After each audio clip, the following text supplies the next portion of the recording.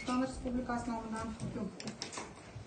2025-yil noyabr oyining 21-kuni Jinoyatchilar bo'yicha Mirzobek tuman sudi o'z binosida ochiq sud majlisida sudya Xalik Nazarovaning raisligida, Maqsudovning kotibligida taraflardan davlat ayblovchisi tuman prokurorining katta yordamchisi Bekiyev, jabrlanuvchi Saydaliyev, Ahmedov, Yunusov va uning advokati Abduhashimov, Alimbayeva va uning advokatlari Rahimov hamda To'laganovalar, sudlanuvchi Rismatov va uning himoyachisi Qodirovlarning ishtirokida O'zbekiston Respublikasi Jinoyat kodeksi 168-moddasi 4-qismining A bandida nazarda tutilgan jinoyatlarni sodir etganlikda ayblanayotgan Rismatov Shahzod Bahromovni 1997-yil 8-iyulda Toshkent shahrida tug'ilgan, millati o'zbek, O'zbekiston fuqarosi, ma'lumoti oliy, bo'ydoq, muqaddam sudlanmagan, vaqtincha ishsiz, Toshkent shahar Yunusobod tumani Tashirin mahalla fuqarolari yig'ini Iftixor 5-tor 5/2 xonadonida yashab ro'yxatga olingan. Ish bo'yicha 2025-yil 10-martdan qamoqda,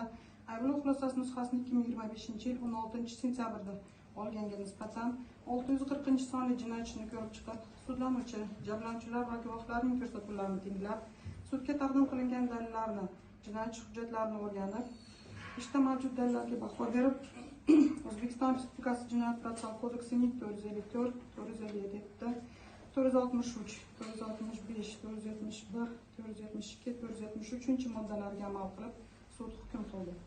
Rismatov Shahzod Bahromovli. O'zbekiston Respublikasi Jinoyat kodeksi 168-moddasi 4-qismining A bandida nazarda tutilgan jinoyatni sodir etganlikda aybdor deb topilsin. Rismatov Shahzod Bahromovliga Jinoyat kodeksi 168-moddasi 4-qismining A bandi bilan 9 yilga ozodlikdan mahrum qilish jazosi tayinlansin. Jazo umumiy tartibli koloniyalarda o'tatilsin. Jazo o'tash muddati 2025-yil 10-mart kunidan boshlab hisoblansin. Rismatovga nisbatan qo'llangan qamoqda saqlash ehtiyot chorasi sud hukmi qonuniy kuchga kirgunga qadar o'zgarishsiz qoldirilsin. Sudlanuvchi Rismatovdan jabrlanuvchi Yunusov foydasiga 3,448,701,208 so'm, Saydaliyev foydasiga 925,769,852 so'm, Ahmedov foydasiga 464,672,126 so'm zarar undirilsin.